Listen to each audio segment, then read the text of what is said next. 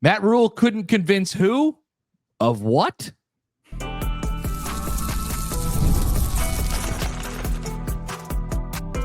You are Locked On Nebraska, your daily Nebraska Cornhuskers podcast, part of the Locked On Podcast Network, your team every day. Good morning, and thanks for making Locked On Nebraska your first listen every day. We are free and available wherever you get podcasts and on YouTube, part of the Locked On Podcast Network, your team every day. And today's episode is brought to you by Game Time, where you can download the Game Time app, create an account, and use the code LOCKEDONCollege for $20 off your first purchase. All right, welcome in. It is Tuesday. I am Mitch Sherman from The Athletic. Connor Happer, 1620. The Zone is with me. We had a fascinating 24 minutes with Matt Rhule on Monday, Connor. His press conference was full of admissions, of responsibility, acceptance of blame, some pointing of fingers. This was, I guess, appropriate considering what an outlier that kind of a game was on Friday at Minnesota. It was an outlier of a press conference, that's for sure. Usually we don't see Matt Rhule come in and take this kind of a tone. I felt like he got off track for what he perhaps intended to do when he came in, because the first 3 or 4 minutes he had a certain tone, and then as he started to answer questions throughout this thing, it was like, all right, I'm just going to do this. I'm just going to let you all in on what I'm really thinking. And I don't believe, and it doesn't matter either way, whether I believe it or not, or whether it happened.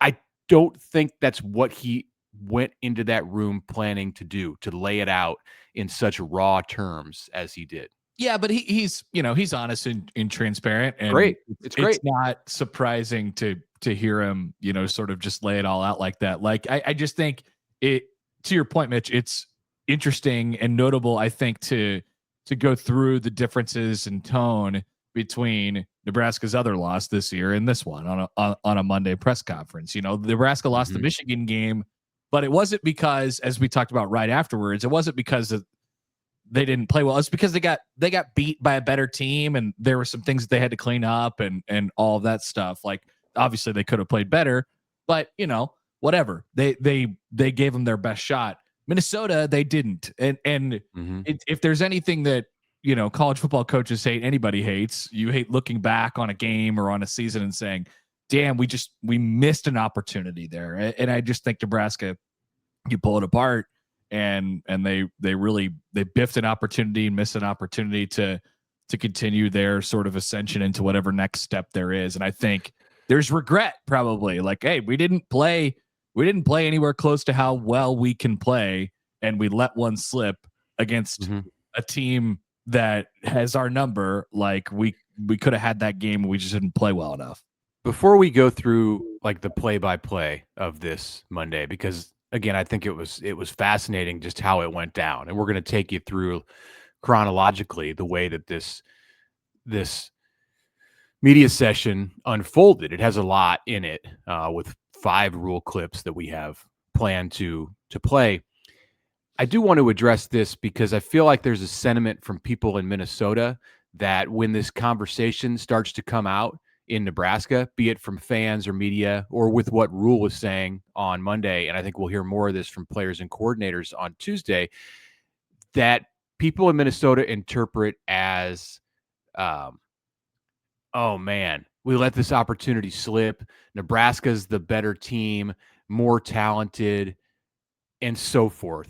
And that's definitely something that is insulting for the Minnesota public, because from their perspective, it's like, oh, you people think that you can just come in here and win whenever you want, but for whatever reason, every time you come, you're just off your game. And I don't really think that. I mean, Nebraska was absolutely off of its game, but as far as like the difference in talent and like who these teams are, it's not that much different. No, it doesn't guarantee if it's different at all. Even if I don't think Nebraska people think they're Ohio State.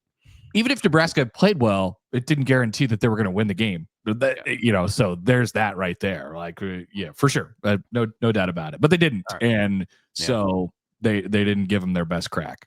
So Rhule spent the first 4 minutes or so just talking about the generalities of the loss. He said it was everything that went wrong. He addressed the pass protection in kind of some vague terms, which is the number one thing that you look at because of the 9 sacks in this game. And then he was asked by Sean Callahan of Husker Online about 4 minutes in about offensive balance. And you can hear in his voice here as we play this clip that this is where he starts to kind of change in how much he's going to allow people to hear about his actual feelings. So here we go with this one. Yeah, it wasn't good enough. I mean, I think I've always been really. I don't know what to say to you guys other than it wasn't good enough. I mean, I'm pissed off. I'm pissed off at the coaches. I'm pissed off at myself. I'm mad. So, yeah, I mean, I don't know how to say it any other way other than that. To be quite honest with you, like, we didn't. Emmett ran the ball hard. They blitzed us. We never made them pay. We got in some big sets a couple times. We ran by. We have the ball in the red zone twice in the first half. You got to score 2 touchdowns. It's a pretty simple game to me. Run the ball, stop the run, protect your quarterback, affect their quarterback. Don't beat yourself with penalties. We get down the red zone. We dive on a guy's head. We get a targeting call. I mean, we have them up on 4th and 3. We get a defensive holding. You can't beat yourself with penalties. We haven't taken the ball away on defense in 2 weeks. Those things all fall on me. I'm the head coach, and so I don't mean to minimize it. I don't know how to answer it with you. You're exactly right. Everything that you guys are going to bring up, you guys are right about. To be quite honest, I'm bringing the same things up. You can't give up 9 sacks. You got to run the football. You got to convert third downs. I think we were 1 for 5 on third down in the first half, right? And if they're going to blitz you, then you have to get the ball. But they also sacked us in a 3-man rush. They all, so it's not any one thing. It was just bad football. Okay. Frustration starting to set in there. You can hear it in his voice at the very beginning. Everything that you guys asked me, you're right. Yeah. Mark down that. Let's take that out of context and just mark that down. We could put it on a poster on the wall in the media rooms. So whenever anybody comes in there, everything you guys are going to ask me, you're right. That's obviously not the case. It does set quite the tone toward the beginning of the press conference. Like, look, man, I really don't have much more to say to you. But he did. I understand this sucked, but yes, eventually he found some more words. Yes, I think at that point in this briefing, he had to make a decision whether he was going to actually air his grievances during this press conference, or he was just going to continue with kind of the platitudes and generalities. And at that moment right there, I think he decided, all right, I'm just going to let it all hang out here. So about 5 minutes later, I asked Rhule we talked about this on the podcast Monday, if the energy was there before the game and early in the game. I felt like it wasn't. I felt like I saw that in Nebraska players' body language. I thought Nebraska looked flat. Matt Rhule did not. Here's his answer. 100%. Yeah. I think it would be a disservice to our team to say, oh, we had no energy. You know what I mean? I think it's like just a disservice. It takes the pressure off. Here's what I'll tell you exactly how I really feel, Mitch. They were excited to play. They were fired up. There was juice on the sidelines. There was energy. We came out early on, and it's just the football wasn't good enough. And I think once Minnesota started to assert their physicality, I don't know that we were ready for a fist fight. I think we thought it was going to be a little bit easier. That's sad to say, but that's why it falls on me. A lot of times get up here and say this is my fault. I told the team the entire week that this was a tough physical team and this would be a battle. And I had even assistant coaches like, man, why do you keep crowning them? I'm tired of that, man. Like you better respect every team you play, especially when you're at Nebraska. Like people are getting excited for you. So I'm not letting us off the hook by saying, hey, we weren't, you know what I mean? Like that's just like they played better than us. Credit to them, credit to them. Okay. Team wasn't ready. Team didn't take Minnesota seriously. Now we're really getting into some of the interesting stuff. Yeah. I mean, this is another step in, not to make it sound so like formulaic and like, oh, I expected this, because I certainly didn't. I did not think Nebraska would play like that. I thought they would win on Friday night, but like this is a part of the process that they've had a really difficult time getting over. It's not, beating, obviously there's beating top 25 teams and all these things like that. But Nebraska finally had a little bit of momentum behind them. They had this little ranking by them, and it's this perfect Forgot spot about for that. them to anymore. It's this perfect spot to go into Minneapolis and continue to check off these boxes and beat teams that don't like you and teams that had your number and stuff like that. And they didn't know how to play when people were telling them they were good. That's what it seems to me. And that's sort of frustrating. It's got to be frustrating to hear from the coach. But it's something that's happened, like, I don't know, a bunch of times in the last decade or so. Oh man, finally they got some momentum. I'm starting to trust them. All this blah blah blah blah blah, and then they lay a big fat egg, like the game where you thought that was happening, and that's what happened on Friday.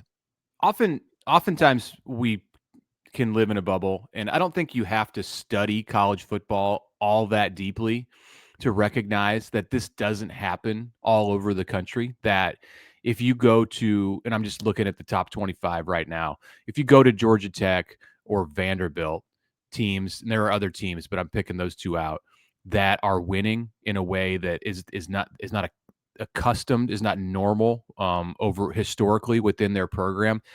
These teams don't necessarily need to have the one step forward, one step back that Nebraska, it seems, required at Nebraska. Like, there always has to be like a set you back moment. Like, hey, you guys were getting too big for your shoes, so now you got to take a big step back, which is what happened on Friday night. Other programs do seem to be able to progress past that point more smoothly than we've ever seen at Nebraska. I have an idea as to why it happens at Nebraska, but why don't we get to that on the other side? Yeah, let's talk about that, because I have an idea, but I'm really interested to hear if it's the same as mine. All right, Coming up next. All right, a word right now from Monarch. Let's be honest, many of us cannot even name our financial accounts, let alone what they're worth. Between 401k, savings, investments, it's easy to lose track, and that can mean leaving money on the table. That's why it makes sense to start using Monarch right now, an all-in-one personal finance tool that brings your entire financial life together in one clean, easy-to-use interface on your laptop or your phone. It helps organize accounts, track spending, get a better handle of investments without having to touch a spreadsheet. Spreadsheets. Review everything, see shared goals with your partner, make better financial decisions together. Monarch's visual dashboard and smart tools make it so much easier to understand where your money's going and how to make it work harder for you. So don't let financial opportunities slip through the cracks. Use code LockedOnCollege at monarch.com for 50% off your first year. That's monarch.com, code LockedOnCollege for half off your first year. And a quick word from the FanDuel Sportsbook, where, yes, football continues to roll on, whether it be in the NFL or in college football. There is an opportunity for you to get in on this action. So right now, new customers could bet $5, and if your bet wins, you'll get $300 in bonus bets to use across the app. Or about something in the World Series, which is now set, where we have Toronto and the Dodgers going on. You could bet on home run hitters. Maybe Shohei Ohtani won't hit 3 in a game during the World Series, but you never know. All available for you on the FanDuel Sportsbook, where you could profit off of all these hunches that you might have, whether it's on Saturday, Sunday, or throughout the week. So download the FanDuel app today by visiting FanDuel.com to get started. FanDuel.com, and place that first $5 bet today.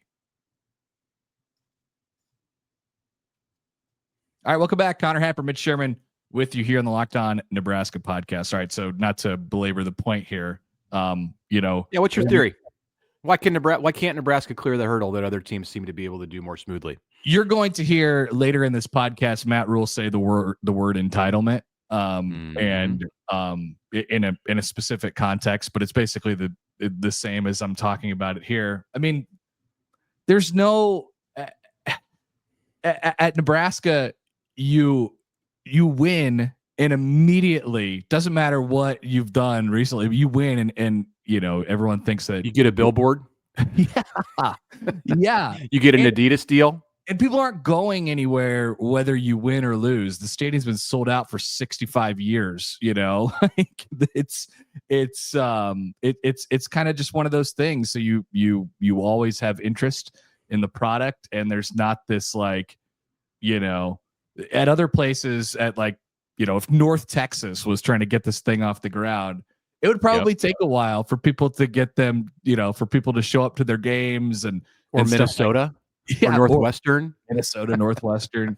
Great point. So like there's just always that word, I think, that is really scary. So true. And that you always have had to fight through at a place like this, especially in the post Osborne era where you've toiled through all this crap. So it's been something that every coach has had to confront, I think. In the social media era, in the pay for play era, it's all magnified. So I'm gonna give credit. We played a question there from Sam McEwen. Or no, we haven't played Sam's question. That's coming up. But Sam McEwen of the Omaha World Herald asked this question that we're going to play next. Sam also was on, as I was driving my son to school this morning, on your station 1620 The Zone with Gary and Matt this morning. And he was talking about not so much entitlement, but the difference between Minnesota and Nebraska. And Sam brought up the point that at Minnesota, you go to school there and you know exactly what you are. You know exactly what PJ Fleck is doing for you. And you don't go there. No, this is a little bit of a shot, but he said nobody goes there to be a celebrity on campus. I'm like, okay. That is a factor at Nebraska. I don't believe that. 100%. I don't look at Trey Taylor, and he seems like a great kid. But look at Trey Taylor. He is a celebrity on campus at Nebraska as a high school junior. Like, he can go around to tailgates and get recognized. He does, and post it on his Instagram. And it's fantastic for recruiting. You have to find a way to balance that with continuing to stay focused and allowing it not to become something that holds you back. So I don't know exactly what the answer to that is. Rhule talked about it a little bit at the end, and we'll play the clip at the end, but it's definitely something that exists in Lincoln. If you want to be a star at Nebraska, you can be, and you don't really have to do much. As weird as that is to say, outside of, have a nice high school career or something like that. And people will really like you because you're wearing the scarlet and cream. So it's we're not telling people to not do that. Like that feeds the passion. That is the passion of Nebraska football. Like, you can't separate the rabid fandom from then the players starting to feel like they're loved. They are loved. And that is part of the reason that people choose Nebraska. They say it all the time. It's nothing to be ashamed of. So it's a task for a head coach for sure. It's tough. It's tougher than the whole mental, blowing games late thing, It can be. Yeah. I don't think it needs to be, but it can be. Yeah. You need like a Cignetti. And how would Kurt Cignetti handle that? Like, you got a what? They're doing an endorsement deal for you. I don't care. And Rhule helps. I don't know. Kurt Cignetti's the coach of Indiana. Nobody cared. I know, but if they did, what I'm saying is, like, hey, he's got a Heisman leader right now, Fernando Mendoza. Like, you think when the outside forces start to come in and give Mendoza his love, how do you think Cignetti handles that? Is it just get that out of here, get that out of my locker room? I don't know. It seems like the all business type, like he's cut from the Saban cloth a bit. He coached for Saban. When Rhule has an opportunity to get his players some extra NIL money by helping tell their stories on his podcast, he does it. He jumps at it. And that's great for the players. But I think it does also feed into this sense of entitlement. Yeah. Easier said than done. Yeah. Should we get to this next clip? Yeah, this one won't take very long. So this is Sam. Oh, yeah. This is Sam asking Matt Rhule how he feels about his about Ja'Cory Barney and Dane Key getting touches in recent games. You'll hear the question. Barney and Key, it's very simplistic to say scheme them into touches, but they've had 10 combined catches in the last 3 games. Yeah. Yes. I'd like to see them touch the football. Do you think does there need to be more intentionality about just getting them the ball? Yes. I like to look around afterwards. It's like, yep, next question. You know what? Brian Christopherson stepped up and asked the next question. I think he did that one other time when there was an awkward silence, and that's great. I just wanted it to continue to be awkward silence. Like there was no way I was going to ask the next question in that spot because I wanted to see how long it would go. Where just no one talking. You very, very quickly, Keith Mann would be like, "Anything else?" Yep. I think that's it's when I say shot at Dana Holgorsen, I don't mean like it's he knows, like Matt Rhule has had that conversation with Dana Holgorsen. Like, what are we doing? We gotta, why are we overthinking this? What happened to, Dana had that quote last week after the Maryland game, after Emmett went off, and he was like, hey, we're something along the lines of, I don't know why we didn't just kind of do this before. We sort of danced around it and all that stuff. I don't know if you remember that one, Mitch, but and now they go into this game and the first 3 plays of the game are throws, and like everyone knows you got to establish the run and the physical ground game in this game, and they don't do it, even though it's an option for them. Clearly, the run game is better than I expected it to be. That, like, it's something that you have to do against a team like that, and they didn't do it. And so, yeah, it's a direct message. It's an indirect message. I'm sure he already shared the direct message with Dana Holgorsen. Look, man, like, this is not, what are we doing? We can't mess around in games like this. Why we do that? He had these conversations with not just Dana Holgorsen, but with all of the people on his staff. He said he talked to Addison Williams about making sure that his defensive backs were not diving at the feet of ball carriers. He talked to Rob Dvorak about the run fits. He talked to Terry Braden about playing straight up on the defensive line and stop with this sideways stuff, Rhule said. He said, I told Donnie, this is a quote, I told Donnie, get the O-line straining and blocking. I'd rather die than let my quarterback get hit. So, and stop diving. How many 15-yard penalties do we have as an offensive line this year? It's absolutely ridiculous. This is a quote. Block between the whistles, to finish the quote. So he's specifically talking about Elijah Pritchett in that 15-yard penalty, that in targeting call, that he got his left tackle ejected for the last 60% of the football game. Rhule finished. He said, "These are my messages. They all fall on my watch. I'm being uniquely candid with you guys today because you guys deserve that. Our fans deserve that. They watched that on Friday night." Now he's at full on, like, I'm not holding anything back mode, which is great. Once again, I can't emphasize this enough. Like, this is a good thing. This is where Rhule's, kind of mastery of the public speaking thing is important. And not only that, not I don't know. The communication part, I think, is key. It's great. Does it help you win? This doesn't work. Like these messages are not received in a positive light if those people don't already know those messages, right? Like he can say this out loud because he tells everybody this behind closed doors, and I'm sure he makes an example of those people. Like, hey, look, man, we get, like, what the hell is going on? Why are we doing things this way? And then, at the end, he puts the responsibility on himself and says, yeah, it's on me. Like, I guess, I got to find a way to get the message across better. And that's the story. I think did we skip one Rhule clip? The fourth one. Yeah, this is him talking about those position coaches and how he feels. It's not the quotes that I read, but let's play this one before we take a break. We failed 7-6 at halftime, and everyone's walking in the locker room disappointed. I'm so tired of that. It's like stop, like, with just the entitlement of that. It just drives me nuts. Like, every team is going to be ready to play us. Like, they were chanting overrated at the end of the game. Why? Because you've earned yourself into being 5-1 and being in the top 25. They wanted to play you. So, like, I'm just tired of that entitlement of, like, oh, this will be easy. Oh, this will be easy. Oh, these guys don't, who are we? You know what I'm saying? We're just and so we're way better when we're like chip on our shoulder, gritty, tough. So, so I don't want to make it sound like I'm not blame. I don't want to come here and blame people. I want my team to know that, like, we all have to be better this week. Yeah. So he's walking a fine line there, and he kind of recognized it at some point in that answer. Yeah. Oh, yeah. Yes, he did. But he's still, the message is still delivered for sure. All right. More on that answer and what came next to finish things on Monday when we come back after this.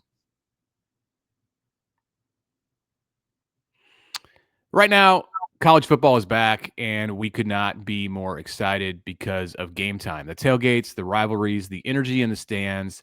There's just nothing like it, but let's be real. Actually getting tickets can feel like more of a battle than the game itself. Endless queues, hidden fees. There are prices that jump at checkout. That's why I used Game Time. I used Game Time just this weekend to purchase tickets for an event in December, and I can't wait to get my family in.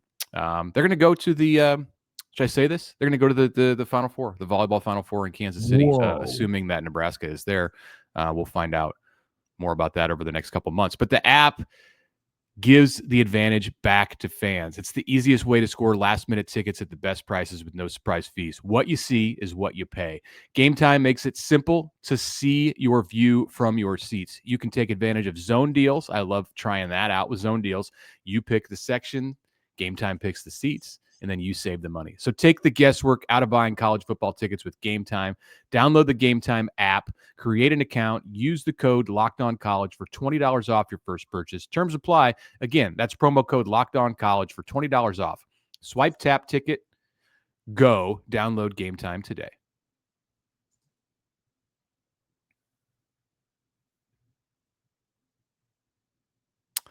All right, welcome back. Tuesday episode of the Locked On Nebraska podcast. Mitch Sherman, Connor Happer with you. This has been interesting to kind of go through this Monday experience, like relive it with Matt Rhule. I saw some people on social media on Monday afternoon saying, hey, don't just listen to the clips. Don't just view the quotes that the media is sending out from the presser. Like if you get it out of context, then you're not going to understand where the coach was coming from. Like, you need to hear it from him. Listen to the press conference. Well, not everybody listens to the press conference. So I think what we're trying to do here today, not because of that reason, but because it's so interesting, is actually take you behind the scenes and give you the blow by blow, the play by play of what happens. What a weird complaint. We do live in a weird space in social media, but that's what it is. And you know, those people show up in our feeds, and in some cases, like, and I think this is an instance where it is important to have the context. It is important. Like, yeah, I think it's always important. You should always listen. If you care about it that much, you should just listen to it and not read the quote and freak out afterwards. You're right. Context is always important. Yeah. That is an excellent point. It's very important here because there are things that can be taken out of context from this press conference. If you just see quotes and you can get them, you can misinterpret where he was coming from. Yeah, no doubt. So should we play this last one here? Yeah. So this is me following up with Rhule on the clip that we played right before the break where he talked about entitlement, and I asked him about teams that he's been around, whether he coached them or faced them, and how he has seen teams, great teams, be confident, teams that have the right to be entitled, and yet balance that with maintaining the chip on their shoulder that he's looking for from this Nebraska team. All right, here is that answer. You know, I didn't throw a fit. I didn't yell at them after the game. I didn't do all that because I own the fact that I didn't coach good enough. But you know what? I'm going to coach good. I'm making it very clear, I think, right now to our team and to our coaches what's expected this coming Saturday. And if Northwestern is just way better than us, then so be it, right? So be it. But if fans spend their money this week to show up and watch a team diving on the ground to make tackles and guys getting pushed back into the quarterback and just like, then I'd boo us. So we better show up. Help me say that. We will show up. Okay, how about that? We will show up. I love that. That was the drop the mic moment. And he essentially did drop the mic at that moment and walk out the door. He left. The best one was like, you know, like he's processing what it would be like in a world where they're doing all these bad things, bad football things. And he's just like, you know what? I'd boo us. Just boo us.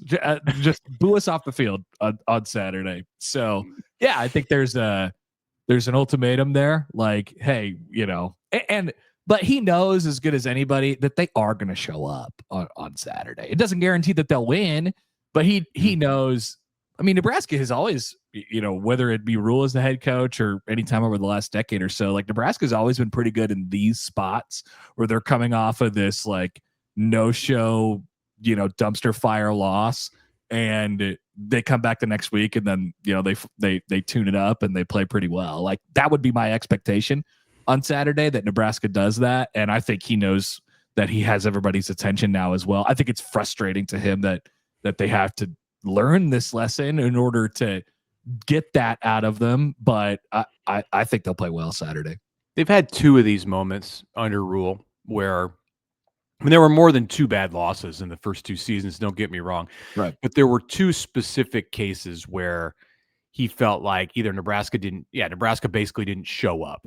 And that was the Michigan game in 2023. And they notoriously had the take them to the ground, tackle, full-on football practice on Sunday after that game. And then the week that followed, Nebraska went to Illinois and had the goal line stand to start the game. And it felt like a season-saving kind of moment, even though the season ended at 5-7.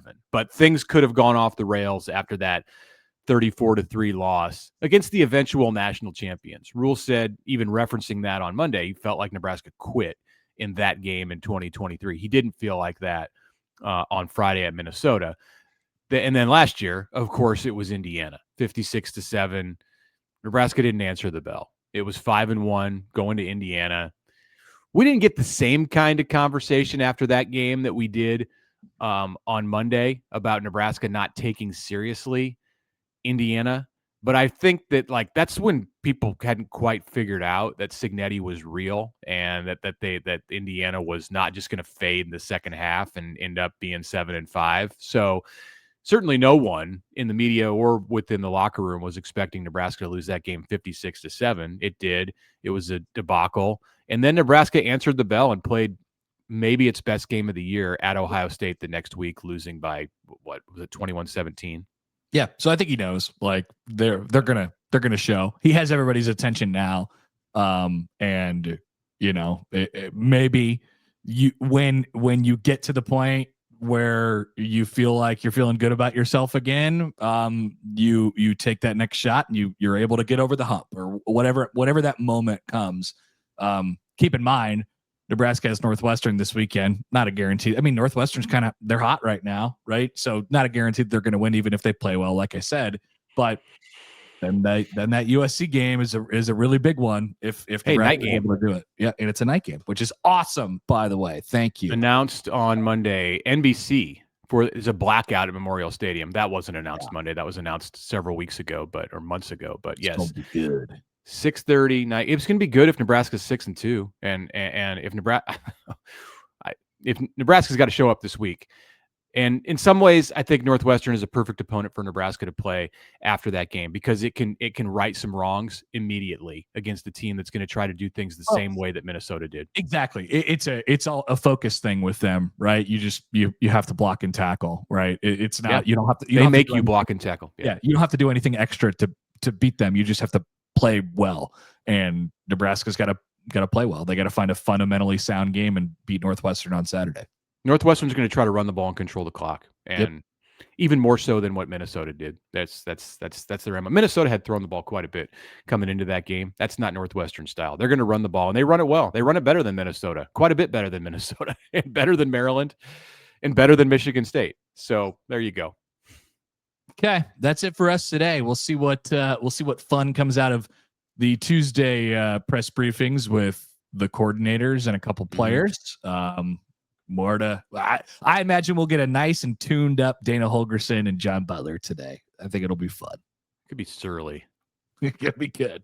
All right, thanks guys. Thanks for making Locked On Nebraska your first listen today. For your second listen, you could check out Locked On Big Ten with Craig. There's a lot of stuff going on in the Big Ten right now, and you could find Locked On Big Ten on YouTube or wherever you listen to your podcast, part of the Locked On Podcast Network, your team every day.